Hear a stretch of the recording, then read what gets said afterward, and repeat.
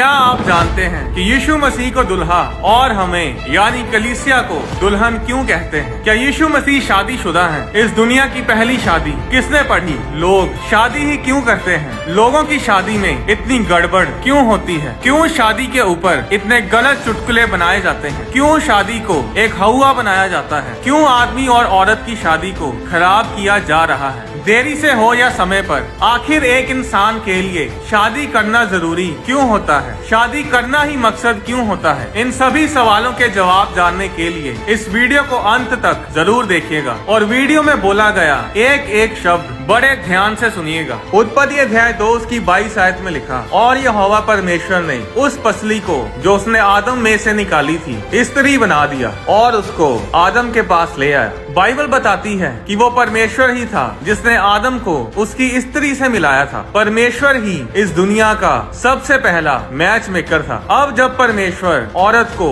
आदम के पास लेकर आता है तो आदम ने कहा, अब ये मेरी हड्डियों में की हड्डी और मेरे मांस में का मांस है, इसलिए इसका नाम नारी होगा, क्योंकि ये नर में से निकाली गई है। वो परमेश्वर ही था जिसने दुनिया की सबसे पहली शादी पढ़ी थी और वो शादी थी आदम और हवा की, और शादी की जगह थी अदन का बाग। परमेश्वर ही ने उनकी शादी पढ़ी और उन्हें आशीष दी, जिसके बारे में उत्पत्ति अध्याय 1 उसकी 27 आयत में लिखा है, नर और नारी करके परमेश्वर ने मनुष्यों की सृष्टि की और परमेश्वर ने उनको आशीष दी और उनसे कहा, फूलो फलो और पृथ्वी में भर जाओ। अब क्या यीशु मसीह शादीशुदा है? इसके लिए हमें उस समय में जाना होगा जब यीशु मसीह शरीर में इस धरती पर रहते थे और देखना होगा कि उस समय शादी होती कैसे थी। यीशु मसीह यहूदी परिवार में पैदा हुए थे। यीशु मसीह जन्म ही से यहूदी थे। पुराने समय में एक यहूदी शादी से पहले दुल्हे को दुल्हन के घर जाना होता था, उसका हाथ मांगने के लिए, मंगनी करने के लिए। जब मंगनी होती है तो दुल्हा और दुल्हन के बीच में एक शादी का एग्रीमेंट, एक वाचा बांधी जाती है, जिसे इब्रानी भाषा में केतुबा कहते हैं। जब दुल्हा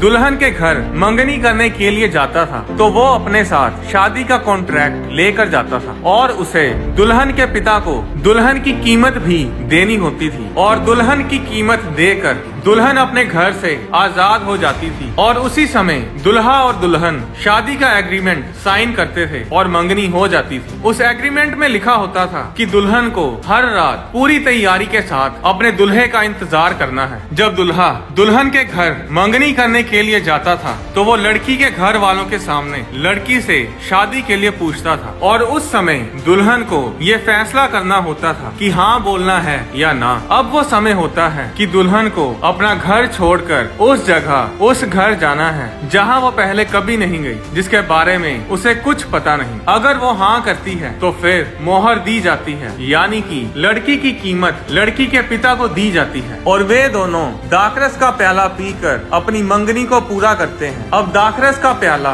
दूसरी बार उस दिन पिया जाएगा जिस दिन शादी होगी, उससे पहले नहीं। और शादी का एग्रीमेंट साइन किया जाता है और उसी समय दुल्हन अपने घर से आजाद हो जाती है। मंगनी के समय दुल्हे को दुल्हन के पिता को दुल्हन की कीमत देनी होती है, जिसे इब्रानी भाषा में मोहर बोला जाता है। अब दुल्हा और दुल्हन उस एग्रीमेंट के जरिए शादीशुदा हो चुके हैं, पर अभी दुल्हन दुल्हे के साथ उसके घर नहीं जाती। एग्रीमेंट के बाद दुल्हा दुल्हन को विदा बोलकर अपने घर वापस चला जाता है ताकि अपनी दुल्हन के रहने के लिए घर तैयार करे। और ये होती है दुल्हे की दुल्हन के पास पहली यात्रा, यानी उसका पहला आगमन। अब मंगनी तो हो चुकी, पर शादी तकरीबन 1 साल बाद होती थी और ये समय उनका अलग रहने का होता है। दोनों अलग अलग जगह होते हैं। दुल्हन अपने आप को तैयार करती है अपने दुल्हे के लिए, अपने आप को और सुंदर बनाने के लिए, और दुल्हा दुल्हन के लिए घर तैयार करता है। मंगनी के बाद से लेकर शादी वाले दिन तक दुल्हन को अपना चेहरा घूंघट से ढक कर रखना होता था। जब भी दुल्हन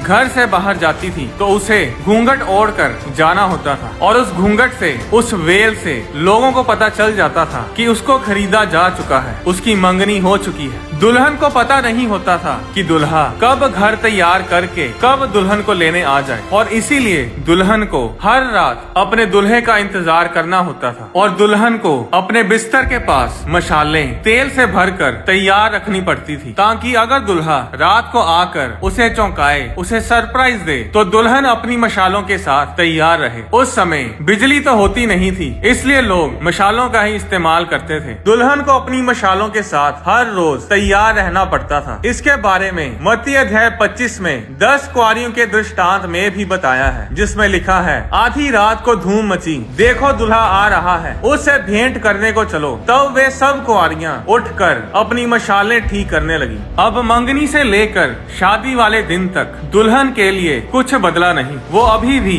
अपने पिता के घर में ही रहती है, वही घर के काम करती है, पर अब वो उस घर की नहीं है। अब वो एक दुल्हन है। अब वो मांगी जा चुकी है, उसकी मंगनी हो चुकी है। उसका घर, उसका कमरा, उसके आसपास सब पहले जैसा ही है, पर अब वो उस घर की नहीं है। अब वो अपने दुल्हे की है। अब उसकी आंखें अपने माँ बाप के घर के ऊपर नहीं, अपने मायके घर के ऊपर नहीं, बल्कि अपने नए घर, अपने ससुराल वाले घर के ऊपर टिकी होती हैं। अब उस दुल्हन को अपने आप को पवित्र रखना होता है और किसी दूसरे पुरुष की ओर ध्यान नहीं देना होता। उसे अब अपने दुल्हे के साथ वफादार रहना होता है। अब उसका काम है कि अपने दुल्हे के लिए खूबसूरत बने और अपने पुराने घर को अलविदा कहने के लिए अपने आप को तैयार करें। एक एक शब्द जो मैं आपको बता रहा हूँ, इसका बहुत ही भयानक और रोमांचक मतलब है, जिसके बारे में आपको इसी वीडियो में थोड़ा आगे जाकर पता चलेगा। अब दुल्हा दुल्हन शादी होने तक एक दूसरे से दूर हैं और ये समय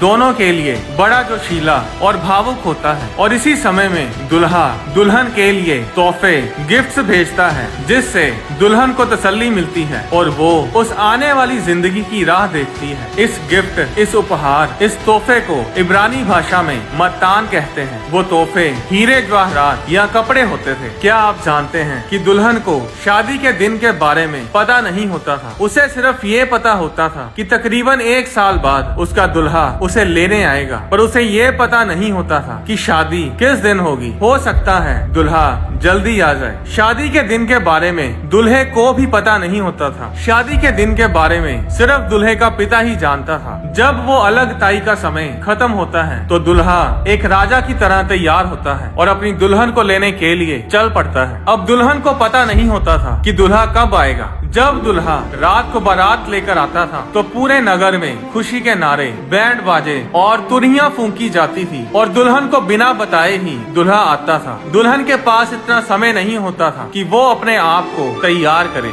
इसीलिए उसे हर रोज तैयार रहना पड़ता था कि आज, कल या परसों कभी भी उसका दुल्हा उसे लेने आ सकता है। अब दुल्हा आता है और दुल्हन के घर के बाहर इंतजार करता है और दुल्हन अपने घर से बाहर आती है। दुल्हा दुल्हन के घर के अंदर नहीं आता, वो घर के बाहर से ही उस दुल्हन को अपने घर वापस ले जाता है। जब दुल्हा दुल्हन को अपने घर लेकर आता है तो फिर उस घर में 7 दिन तक शादी का जश्न मनाया जाता है और इन 7 दिनों में दुल्हा दुल्हन किसी के सामने नहीं आते। वो एक दूसरे के साथ समय बिताते हैं और आनंद करते हैं। उन 7 दिनों के बाद ही दुल्हा दुल्हन को लोगों के सामने लेकर आता है। अब इस शादी का हमसे क्या लेना देना है? ये यहूदी शादी क्या दर्शाती है? अब जो मैं आपको बताने जा रहा हूँ उसे बड़े ध्यान से सुनिएगा, क्योंकि इसे सुनकर आप बहुत ही आशीषित होने जा रहे हैं। तो भेद ये है, 2000 साल पहले एक दुल्हा इस धरती पर आया और वो दुल्हा है प्रभु यीशु मसीह। वो कोई शहर या देश पार करके नहीं,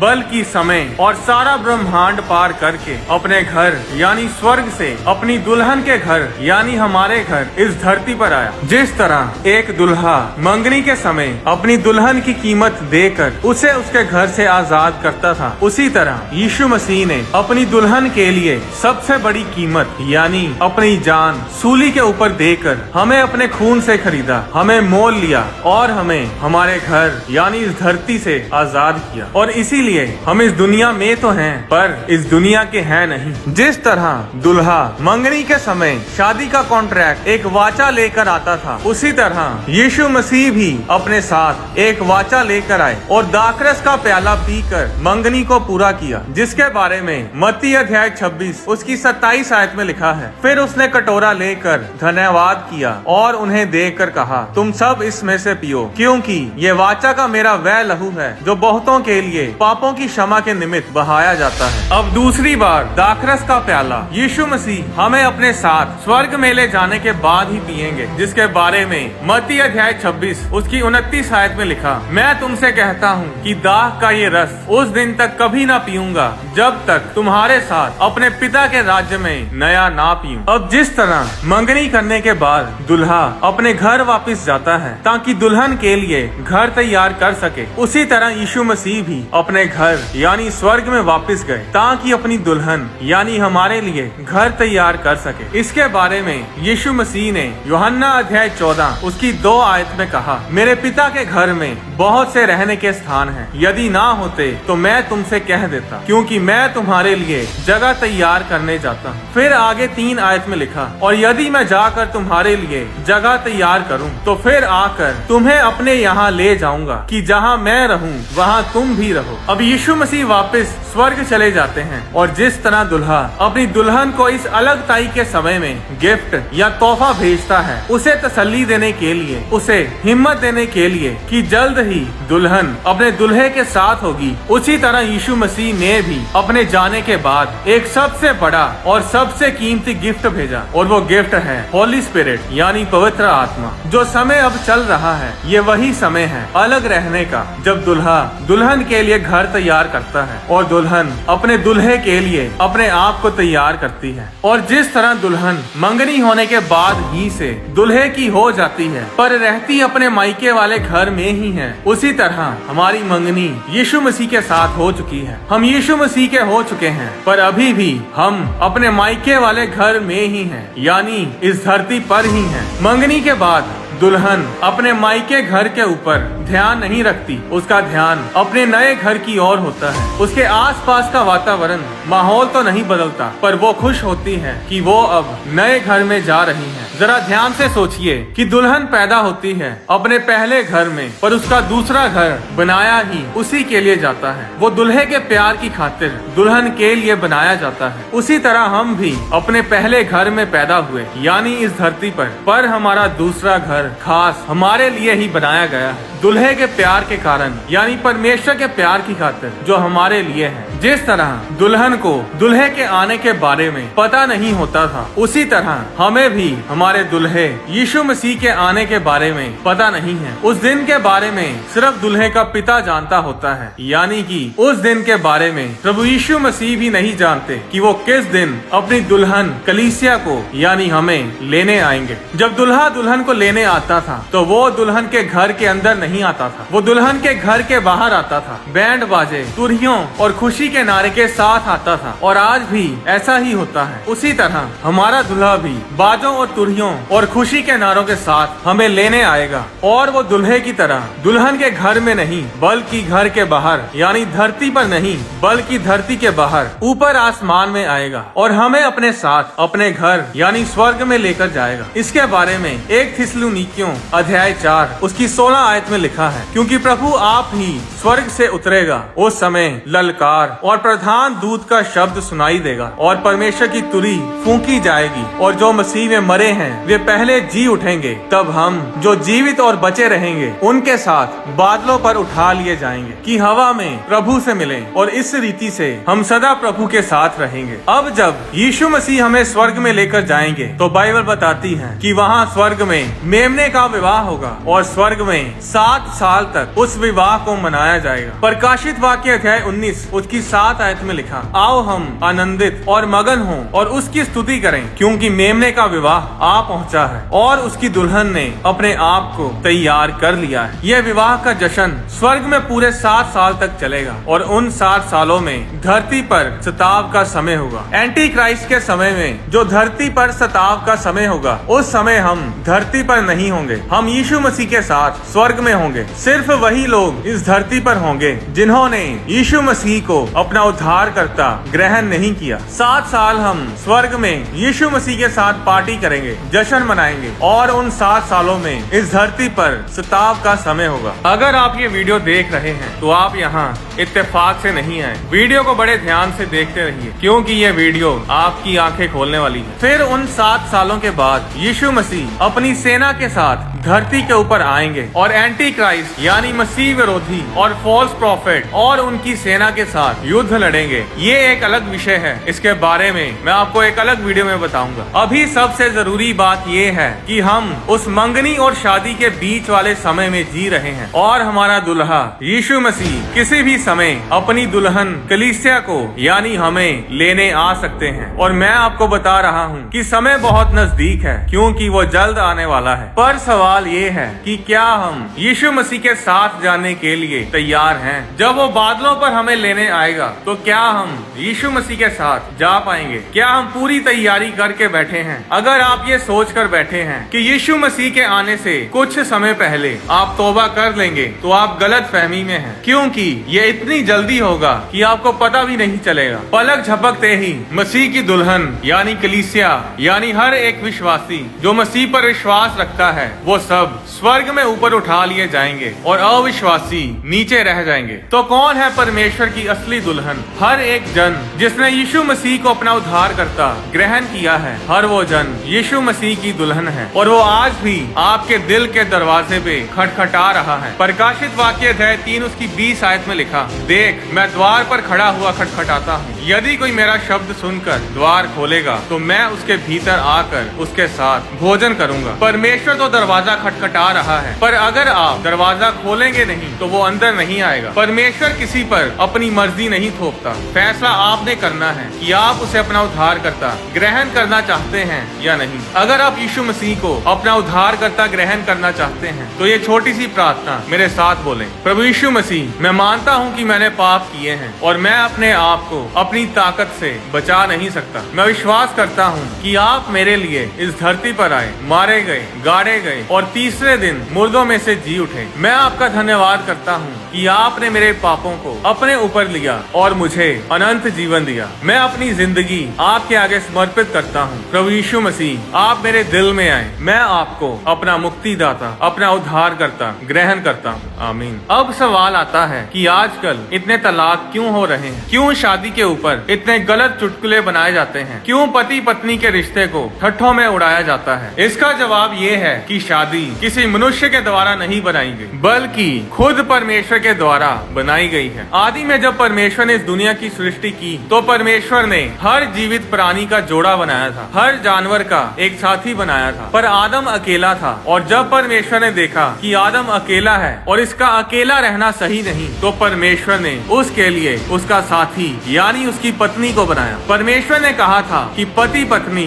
दोनों एक तन होंगे, इनमें कुछ भी अलग अलग नहीं होगा। एक पति अपनी पत्नी से अपने समान प्रेम रखे और पत्नी भी अपने पति का भय माने। ऐसे बहुत से वचन बाइबल में लिखे हैं जो हमें सिखाते हैं कि हमें जीना कैसे है। क्योंकि परमेश्वर ने ये वचन कहे हैं, इसीलिए शैतान पूरी कोशिश करता है कि इन वचनों को तुड़वाया जाए। क्योंकि जो कुछ परमेश्वर का वचन कहता है, शैतान हर उस वचन की खिलाफत करता है जो परमेश्वर के मुंह से निकला है। आज कई लोग शादी करने से डरते हैं। शादी परमेश्वर की ओर से है। जो कोई शादी के खिलाफ कुछ भी बोलता है या आपके दिमाग में शादी के लिए नफरत पैदा करता है, वो शैतानी है, वो परमेश्वर की ओर से नहीं है। आप अगर एक सफल वैवाहिक जीवन जीना चाहते हो तो आपको परमेश्वर का वचन पढ़ना होगा और उस पर चलना होगा। क्योंकि जिसने शादी को बनाया सिर्फ वही बता सकता है कि शादी को चलाना कैसे है। शादी के साथ जुड़ी और भी गहरी बातों को मैं आने वाली वीडियोस में शेयर करता रहूंगा। और एक और बात, इस YouTube चैनल के लाखों मिलियंस में व्यूज आते हैं, पर 80% व्यूज उन लोगों से आते हैं जिन्होंने चैनल को सब्सक्राइब नहीं किया। तो अगर ये चैनल आपके लिए आशीष का कारण है तो इसको सब्सक्राइब जरूर करें और बेल नोटिफिकेशन को जरूर दबाएं। क्योंकि जितने ज्यादा सब्सक्राइबर और लाइक्स वीडियोस के ऊपर आते हैं, उतनी ज्यादा वीडियो YouTube दूसरे लोगों तक पहुंचाती है। आप वीडियो को लाइक, शेयर और सब्सक्राइब करके भी सुसमाचार में हमारी सपोर्ट कर सकते हैं। इस चैनल को 60 देशों से भी अधिक देशों में देखा जाता है और लाखों की गिनती में लोगों ने बाइबल के गहरे भेदों को इस चैनल के जरिए सुना है। बाइबल के गहरे भेदों को जानना अच्छी बात है, पर हमारा उद्देश्य यही होता है कि लोगों तक सुसमाचार लेकर जाया जाए और उनके उलझे हुए सवालों का उत्तर दिया जाए। अगली वीडियो आप किस विषय पर देखना चाहते हैं या फिर बाइबल से जुड़े अपने कोई भी सवालों को आप नीचे कमेंट सेक्शन में लिख सकते हैं। कुछ लोग बाहर जाकर सुसमाचार नहीं सुना सकते, पर वो अपनी प्रार्थनाओं और अपनी डोनेशंस के जरिए हमारी सपोर्ट कर सकते हैं। अगर आप इस चैनल पर कोई भी सुसमाचार की वीडियो को स्पॉन्सर स्पॉन्सर करना चाहते हैं तो आप उन वीडियोस को स्पॉन्सर भी कर सकते हैं और इस सुसमाचार के काम में हमारे सहयोगी बन सकते हैं। परमेश्वर आपको आशीष दे। आने वाली वीडियोस में मैं आपको बताऊंगा कि इस धरती की रजिस्ट्री किसके नाम पर है, परमेश्वर ने ऐसा क्यों कहा कि पति पत्नी दोनों एक तन होंगे, क्या हम रैप्चर के बहुत नजदीक हैं, रैप्चर कब हो सकता है, परमेश्वर किस समय धरती पर घूमने आता है।